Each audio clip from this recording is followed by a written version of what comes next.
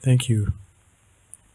Yeah, I feel it also connects to something you said yesterday um, in response to, I believe, my question that the individual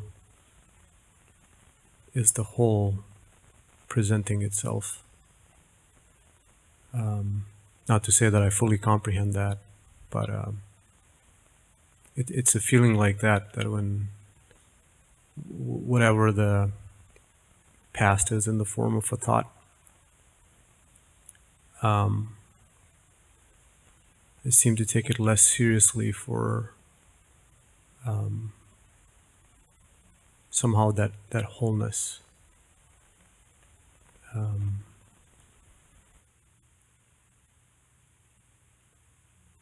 There is a sense of more conviction in the obviousness of the interconnectedness of everything. It doesn't need to even be contemplated too much to come to that. I can somehow rest in that, but I can't say that I fully have gone to the depths of it. It makes the two of us, because I can't comprehend that either.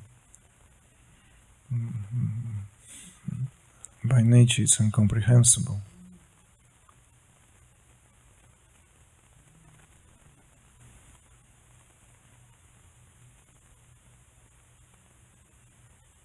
One way or the other.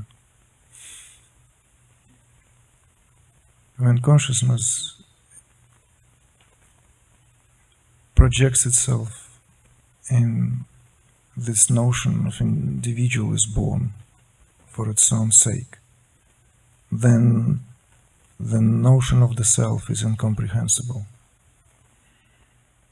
And when, by virtue of falling back onto itself and realizing its essence, then it projects itself out again, and then something else has happened, because then this whole world has become incomprehensible. So one way or the other, it's either God incomprehensible or the world is incomprehensible, but you cannot comprehend both. Like you cannot look at the flower and the mountain behind with the same focal point of attention. It's simply impossible. Yes, our eye is made in such a way that is impossible. But our eye, or anything that it is here, created for the sake of comprehension, for the sake of perception, is a reflection of that. Everything. So every act of comprehension, every act of perception is that. It must be a replica of how the grandest things are. So it's a reminder that why it is incomprehensible. Because the aperture of your focal point of attention cannot be at the same time on that and this, although this and that are one and the same thing.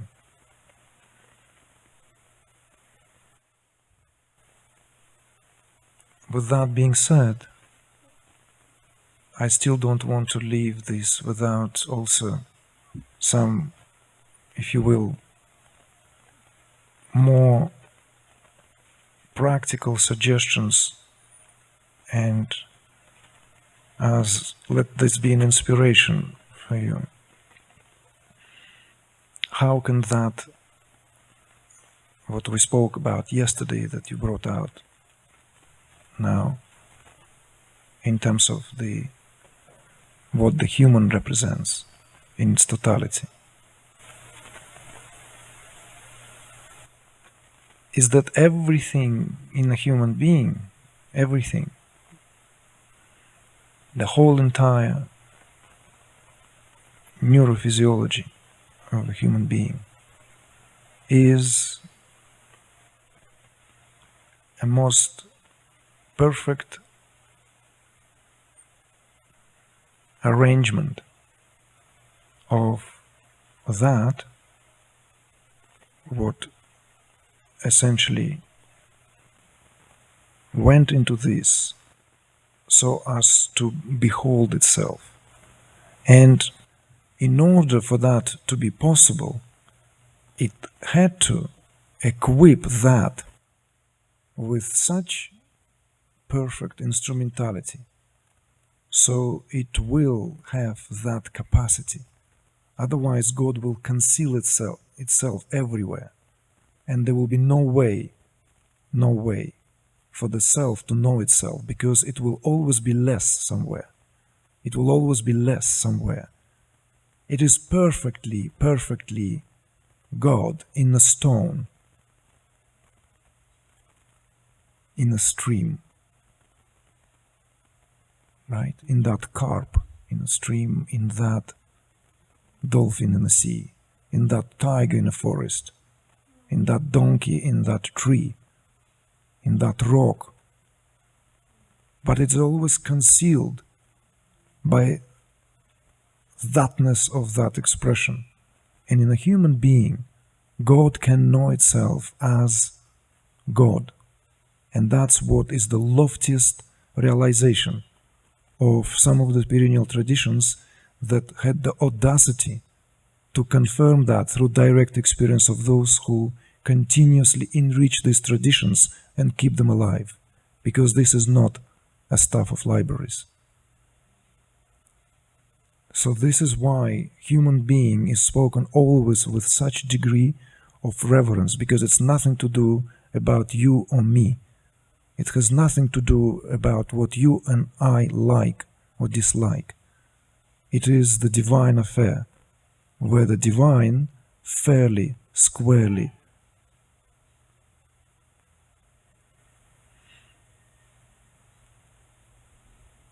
settles its own affairs at that level. So this is to that what the human being represents, so that the integrity is given back to where it rightfully belongs, so that we can see human being here for what the human being is, and recognize that, and that will suffice. Because if that recognition dawns, then everything else will be rearranged in the kingdom of heaven. Everything. Because that's, as now the biblical truth speaks here, is that the man was placed in the Garden of Eden as a guardian. Why? By virtue of human physiology. Because human physiology is the fullness of the expression of that potential.